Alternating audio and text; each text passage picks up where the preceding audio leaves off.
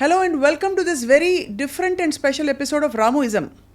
రాజ్ తరుణ్ లావణ్యల విషయం కేవలం ఒక రిలేషన్షిప్కి పరిమితం కాకుండా ఇప్పుడు రకరకాల క్రైమ్ యాంగిల్స్లోకి వెళుతున్న విషయం చూస్తున్నాం మనం. అనేక మంది వీడియోలు ఇంకా రకరకాల డేటా ఒకరిపై ఒకరు సంధించుకుంటూ ఈ ప్రూఫ్స్ నా దగ్గర ఉన్నాయి, వీళ్ళ క్యారెక్టర్ ఇది అని చెప్పి బయట పెట్టే ప్రయత్నం చేస్తారు. Let's talk to Ram Gopal Varma గారు. అసలు అన్ని విషయాల్ని ఆయన క్షుణ్ణంగా ఒక అనలైజ్ చేసేవారు. ఈ విషయాన్ని ఎలా అర్థం చేసుకుంటున్నారని చెప్పి. సార్ నమస్కారం. సో రాజ్ తరుణ్ మీకు ఫ్రెండా? I know him. You know him, right? I'm a friend, yeah. So మీరు ఫాలో అవుతున్నారా రాజ్ తరుణ్ లావణ్యల విషయం? Yeah, కొంచెం. Right. Maybe I don't know all the details. అంటే అక్కడ more than Raj Tarun what ever మీడియాలో జరుగుతున్నాయి కాంటాక్ట్స్ కన్నా ఈ రిలేషన్షిప్స్ ఆస్పెక్ట్ అనేది ఐ ఫీల్ అంటే ఇది దీంట్లో ఉన్న స్పెసిఫిక్ ఇన్సిడెంట్స్ మనకు కూడా అన్ని డీటెయిల్స్ తెలియకపోవచ్చు, బికాజ్ మీడియాలో రకరకాల వర్షన్స్ ఉన్నాయి and it is under investigation and blah blah you know. But when you hear the audio recordings and all that, that is what which actually is very surprising. అంటే ఒక middle class educated people అసలు అలాంటి language వాడతారు అనేది I was quite taken అబ్యాక్. ఇద్దరు వైపు నుంచా ఒకడి వైపు నుంచా? నో, ఐ థింక్ మోస్ట్లీ అమ్మాయి వైపు నుంచి. అమ్మాయి వైపు నుంచి, లావణ్య గారి వైపు నుంచి, right. I mean fair enough చేసే ఇప్పుడు కోపంలో ఏదో అనేస్తారు అనే డిఫెన్స్ అనేది ఐ ఫైండ్ ఇట్ వెరీ అంటే almost you will understand a persons character from the way మీరు మాట్లాడే దాన్ని బట్టి మీ క్యారెక్టర్ అర్థమవుతుంది కదా ఎప్పుడైనా. So I think that is an index.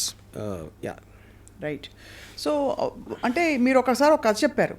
ఇద్దరు మనుషులు చాలా ఇష్టపడి ఒక 6 నెలల తర్వాత they can't the very sight very existence అని చెప్పి, అంత వైరుధ్యం వీళ్ళిద్దరి విషయంలో రావడానికి మీరు గమనించిన విషయాలు అంటే I don't want to speculate on specifics, but I want to give an example in the context. ఇప్పుడు ఫస్ట్ వచ్చినప్పుడు అసలు నువ్వు లేకపోతే నేను లేను, నువ్వే నా ప్రాణం, నువ్వు లేని జీవితం లేదు అని అదొక అలాంటి కమిట్మెంట్ చేసిన తర్వాత ఆ ఇంటెన్సిటీని మెయింటైన్ చేయడం కష్టం అవుతుంది. అప్పుడు ఒక పర్టికులర్ టైంలో మీరు అది ఆ ఇంటెన్సిటీ పోయినప్పుడు the other person feels betrayed. అప్పుడు అలా అన్నావు, ఇప్పుడు ఇలా అనలేదు ఇలా you know. But I think that is still a normal thing. ఇక్కడ కొంచెం ఏంటంటే నాకు the fact that they claim they there for years, 11 సంవత్సరాలు, అదొకటి. దాని తర్వాత he has some complaints about her, she has some complaints, ఇవన్నీ చేసి అది ఆల్మోస్ట్ ఒక రెగ్యులర్ రిలేషన్షిప్ లాగా మనం మాట్లాడాం. మధ్యలో ఒక డ్రగ్ యాంగిల్ ఉంది, మధ్యలో ఇంకోటి ఏదో affairs with other multiple people, ఇన్ని మల్టిపుల్ నేరేటివ్స్ వచ్చినప్పుడు అది ఒక యావరేజ్ రిలేషన్షిప్ ఒక జనరలైజ్ చేయడానికి ఆస్కారం లేదు ఈ పర్టికులర్ కేసులో నా ఫీలింగ్. రైట్. బట్ నేను అంటే నాకు తెలిసినంత వరకు I'm feeling very sorry for Raj Tarun honestly. ఎందుకంటే దానికి కారణం ఏంటంటే ఒకటి ఆడియో టేప్స్లో తనకున్న ఒక కంట్రోల్ కానీ ఒక ఆస్పెక్ట్, రెండోది అపరెంట్లీ తను ఏదో ఎప్పుడు హెల్ప్ చేసింది బిగినింగ్ డేస్లో and I'm sure is return that multiple times you know. ఇప్పుడు ఆబ్లిగేషన్ తోటి రిలేషన్షిప్ అనేది ఎప్పుడు నిలబడదు, ఎందుకంటే you always feel the weight of that obligation. So అయితే మీకు your feeling sorry, but is it based on అంటే లావణ్య అతనిపై రకరకాల ఫస్ట్లో ఆరోపణలు చేసి అట్ ద సేమ్ టైమ్ ఈ ఆడియో టేప్స్ లీక్ చేయడం, కొన్ని ఎవిడెన్సెస్ని చూపించే ప్రయత్నం చేయడం, ఇవన్నీ దానివల్ల your feeling that sorry for him?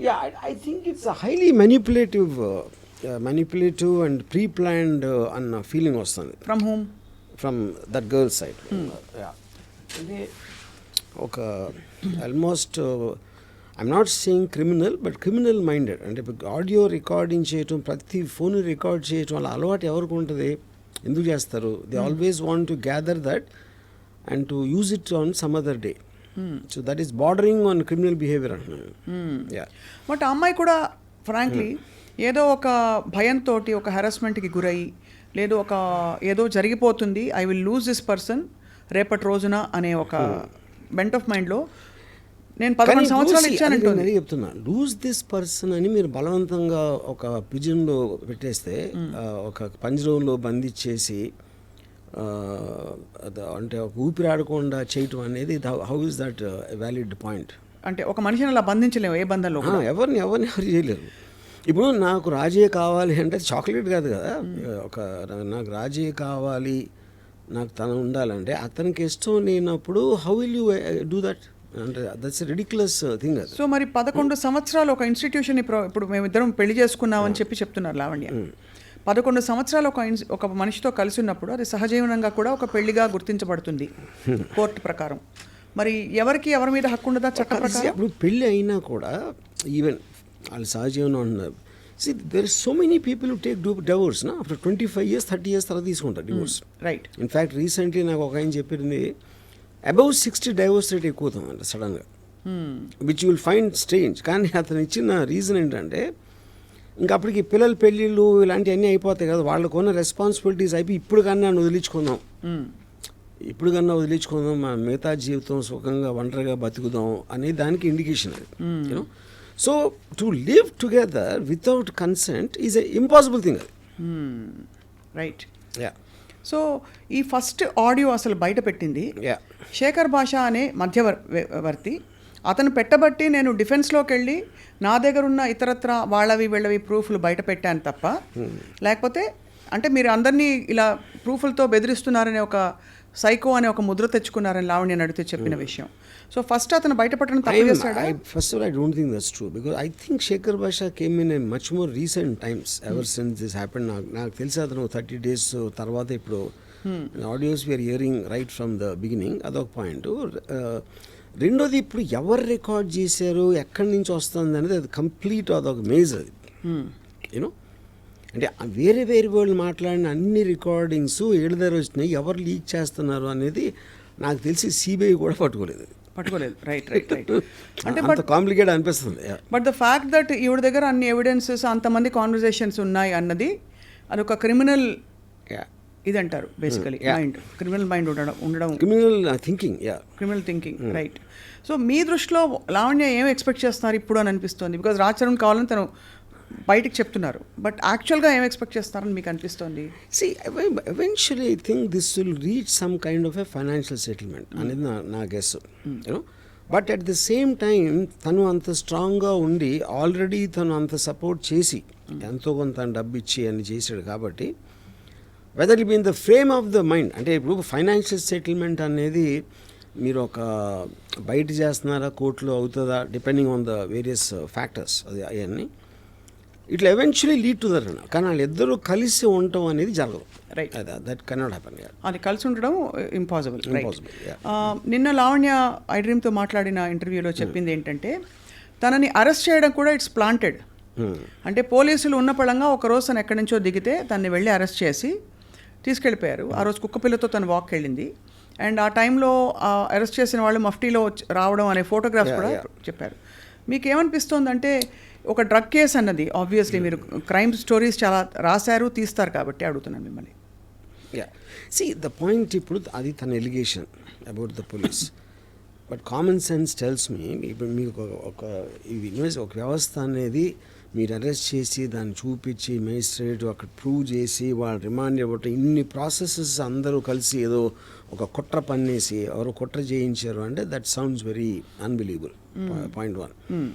So ఇప్పుడు దీని వెనకాల ఎవరున్నారని చేసే దట్ ఎవరున్నారని ఎక్స్ప్లిసిట్గా చెప్పకపోయినా నిన్న చర్చలో పాల్గొన్న ఇతర వారి ఆవిడ సపోర్టర్స్ ఎవరైతే ఉన్నారో, అంటే ఆ మాల్వి అనే అమ్మాయి తన గుడ్ ఆఫీసెస్ యూస్ చేసి ఏదో ప్రెషర్ చేసి పోలీస్ డిపార్ట్మెంట్, బికాజ్ తను అడగడం ఏంటంటే ఒక సామాన్య స్త్రీని కుక్కతో వాకింగ్కి వెళ్ళిన టైంలో ఎవరైనా పోలీసులు వచ్చి ఎందుకు అలా పట్టుకుంటారు, అలా తీసుకెళ్ళిపోయి 43 రోజులు ఉన్నానని తనే చెప్పాడు. 43 ఒక పూట బెదిరించే ఏంటి అది అంటే వేరు, బట్ 43 రోజులు రిమాండ్లో ఉంచుకోవడం అనేది సాధ్యమా? రిమాండ్లో ఉంచుకోవడం అది that is a judicial remand. She was put in a judicial remand. అది వాళ్ళు చాలా రెగ్యులర్ దాంట్లో మీరు అరెస్ట్ చేసినప్పుడు దానికి సంబంధించిన ఎవిడెన్స్లో లేకపోతే అదర్ పీపుల్ స్టేట్మెంట్స్ తీసుకోవడానికి that is a general thing done. Right. So because so that she won't talk to the others, alert చేయడానికి ఇలాంటి దానికోసం చేస్తారు అది. అవును. She is not in police remand. Correct. అదొక పాయింట్. రెండోది, కుక్కతో వాకింగ్ వెళ్తే అరెస్ట్ అంటే మీరు ఎవరిని అరెస్ట్ చేసినా ఆ టైంకి ఏదో చేస్తూ ఉంటారు కదా, వంట చేస్తూ ఉంటే చేయొచ్చు, సినిమా చూస్తూ ఉంటే చేయొచ్చు, లేకపోతే ఎక్కడన్నా చేయొచ్చు కదా. అంటే మెయిన్ అంటే ఇప్పుడు దాని వెనకాల రాజ్ తరుణ్ ఉన్నాడనే ఒక ఇన్సినేషన్ ఉందా? అంటే అది ఇండైరెక్ట్ గా అటువంటివి వస్తున్నాయి. ఎందుకంటే ఇప్పుడు అలాంటిది వస్తే రాజు ఎందుకు కావాలి మళ్ళీ? అంటే తను సహజీవనం చేసిన వ్యక్తిని తను ఏదో చెప్పి కుట్ర పన్నేసి పోలీసు జ్యుడిషియల్ రిమాండ్లో పెట్టించినప్పుడు ఎందుకు కావాలి మీకు అప్పుడు? ఇది అంటే ఏం జరుగుతుందంటే రాజ్ తరుణ్ ఒక రాంగ్ ఇన్ఫ్లుయెన్స్లో ఇలా చేస్తున్నాడు తప్ప బేసిక్గా మంచివాడు ఇదంతా చేసాక అనే ఒక ఇంప్లికేషన్ వస్తుంది. నేను ఆనెస్ట్గా the one person I feel really sorry for in this that girl Malhotra. ఎందుకంటే ఇప్పుడు వీళ్ళిద్దరు ఒక హిస్టరీ ఉంది, ఏదో ఎన్నో ఇయర్స్ వాళ్ళిద్దరు కొట్టుకుని ఏదో సంథింగ్. ఆ అమ్మాయి తన కెరియర్ కోసం వచ్చి చేస్తే ఇప్పుడు మొత్తం ఇంత దారుణమైన నెగిటివ్ పబ్లిసిటీ ఆ అమ్మాయికి ఇచ్చారు ఫైనల్గా. Of course this girl you know, and I think respective ఇప్పుడు అమ్మాయి టాలెంట్, తన సినిమా ఆడిందా లేకపోతే ఫ్యూచర్ కెరియర్ అన్ని పక్కన పెట్టేస్తే for ever she will be affected with this scandal at a young age of ever she starting. I really feel sorry for her. So మొత్తానికి ఇది ఒక లీగల్ బ్యాటిల్ బిట్వీన్ స్పౌసెస్. బయట వాళ్ళకి అసలు తావు లేదు ఇందులో ఎంటర్ అవ్వడానికి అని చెప్పి కూడా ఒకళ్ళిద్దరు పెద్ద మనుషులు అన్నారు. Fair enough. కానీ రాజ్ తరుణ్కి మొన్న బెయిల్ వచ్చింది చూసారు కదా మీరు. Bail has been granted. What does that indicate అంటే to you? No see anticipatory అంటే ఫస్ట్ ఆఫ్ ఆల్ వాళ్ళు పెట్టిన సెక్షన్స్ వ్యాలిడిటీ ఏంటి, దాని బేసిస్ మీద అరెస్ట్కి పాసిబిలిటీ ఉందా లేదా అని. Anticipatory bail is about Fearing in arrest, anticipating in arrest, reasons కూడా యాంటిసిపేటరీ బెయిల్. అవును, అది ఇచ్చారంటే అరెస్ట్ చేయడానికి లీగల్గా అంత గ్రౌండ్స్ లేవనే కదా అర్థం. Which means the court has agreed that there is not enough proof as per the allegations being made by this person. తను రాంగ్డ్ అని చెప్తూ ఇతనికి అలిగేషన్స్ ప్రూఫ్స్ లేవని చెప్తున్నారు. మరోవైపు ఇంకొక మనిషి లావణ్య అనే ఒక అమ్మాయి ఎక్కడో ఉంటే ఒకరోజు ఒకనొక ఈవినింగ్ సాయంత్రం వెళ్ళి అరెస్ట్ చేసుకుని తీసుకెళ్ళిపోయారు మఫ్టీలో ఎవరో వచ్చని చెప్పి. జ్యుడిషియల్ రిమాండో ఏదో ఒక రిమాండ్ 43 రోజులు తన్ని జనసామాన్యం నుంచి తప్పించారు. What does that indicate to you అంటే ప్రైమా ఫేసి? ఇందాక చెప్పాను కదా జ్యుడిషియల్ రిమాండ్ కదా మీరు. అంటే జ్యుడిషియల్ రిమాండ్ అనేది ఊరికే కూడా జ్యుడిషియల్ రిమాండ్ తీసుకెళ్ళరు కదా. అదే అంటున్నాను. ఇప్పుడు దాంట్లో వాళ్ళు ఏ బేసిస్లో పట్టుకున్నారు, ఆ అమ్మాయి కనెక్షన్స్ ఏంటి, ఆ అమ్మాయి దగ్గర ఏం దొరికింది, whether they said she is user or she is actually distributing the thing, ఈ డీటెయిల్స్ అని ఉండేది పోలీస్ దగ్గర కదా. అవును, అది వాళ్ళు కోర్టుకి సబ్మిట్ చేసినప్పుడే కోర్టు రిమాండ్ ఇస్తుంది. రైట్. సో దాంట్లో మీరు 43 రోజులు ఉంచారా, 13 రోజులు ఉంచారా, 56 రోజులు అనేది that depends directly on the requirement of the investigation agency. Fair enough. నేను అడుగుతున్నది ఏంటంటే ఈ అమ్మాయిని రిమాండ్లో ఉంచడానికి తగినన్ని ఆధారాలు ఉంటేనే కదా కోర్టు పర్మిషన్ ఇస్తుంది. కానీ నా దగ్గర అసలు ఏమీ లేవు, నాకు డ్రగ్స్తో సంబంధమే లేదని అమ్మాయి పదే ఇప్పుడు మన సొసైటీలో నార్మ్స్ ఎలా ఉన్నాయంటే మీడియా దగ్గర చెప్పేది ఒకటి ఉంటుంది, పోలీస్ దగ్గర చెప్పేది ఒకటి ఉంటుంది, కోర్టులో చెప్పేది ఒకటి ఉంటుంది. సో మీడియా అనేది దట్ ఈజ్ యువర్ క్యారెక్టర్ని మీరు జనరల్ పబ్లిక్లో ఎస్టాబ్లిష్ చేసుకోవడానికి మీడియా ఉంటుంది. అక్కడ మీరు హార్డ్ ఎవిడెన్స్ ఉండాలి, దానికి డిఫెన్స్ లేకపోతే ప్రాసిక్యూషన్ దాంట్లో అది ఉంటుంది పోలీసు కోర్ట్స్ మధ్యలో. మీడియాలో చెప్పేది ఎప్పుడు కూడా మీరు if you noticed Johnny Depp and Amber Heard ఓడిపోయిన తర్వాత కూడా బయటకు వచ్చి అంత జ్యుడిషియల్ సిస్టమ్ అమ్ముడిపోయింది జానీ డెప్ అని చెప్పింది. And that is becoming regular. ఇప్పుడు నాకు ఫర్గా చెప్తే ఆ న్యాయం చేసినట్టు, నాకు యాంటీగా వస్తే అన్యాయంగా నన్ను విక్టిమ్ చేశారు. And I think that's becoming very regular phenomena.